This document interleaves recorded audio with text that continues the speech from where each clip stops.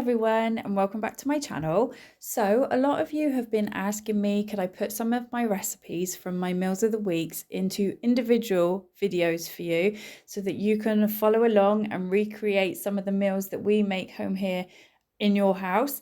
So I finally got around to putting this one together. So this is the gnocchi chicken pot pie. This is such an easy recipe to follow. It doesn't take that long. It's not overly complicated. The ingredients are really simple, things that everybody would have in your house. And that is kind of how I try and cook. I want things simple. I don't want to overcomplicate things. I'm not a chef. I'm a mum, a wife, and I'm just doing the best I can. So I've put this video together. I hope you enjoy it, and if you give it a go, please let me know down in the comments how you found it, if you enjoyed it, and yeah, I'd love to hear from you. So to start with, I just melted a really large, as you can see, knob of butter. I chopped up 3 carrots, 1 onion, and sliced a good amount of mushrooms. But I only cooked the carrots and onions first on their own in the butter, just to sort of soften them up a little bit, because obviously mushrooms cook quite fast. So once I felt like these were at the right sort of stage, then I added the mushrooms in.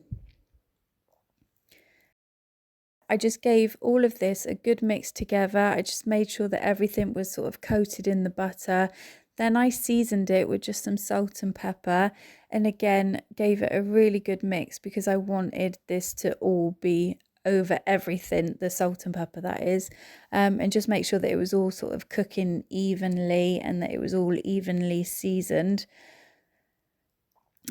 So next I added 1 teaspoon of this minced garlic.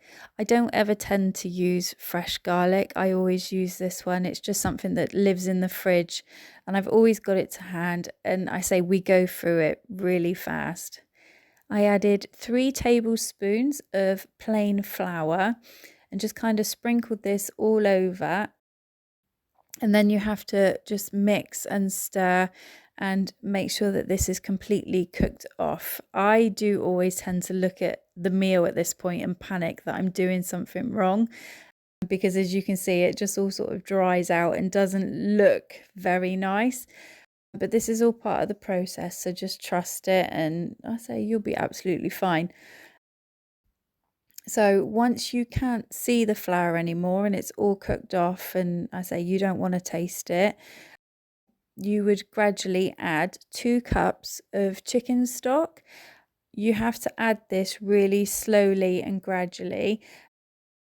The whole filming of just adding the chicken stock came to like 2 minutes. So obviously I've not kept all of that in for you to have to see. But yeah, it is a slow process. You don't want to rush it because obviously this is where your sauce is coming from.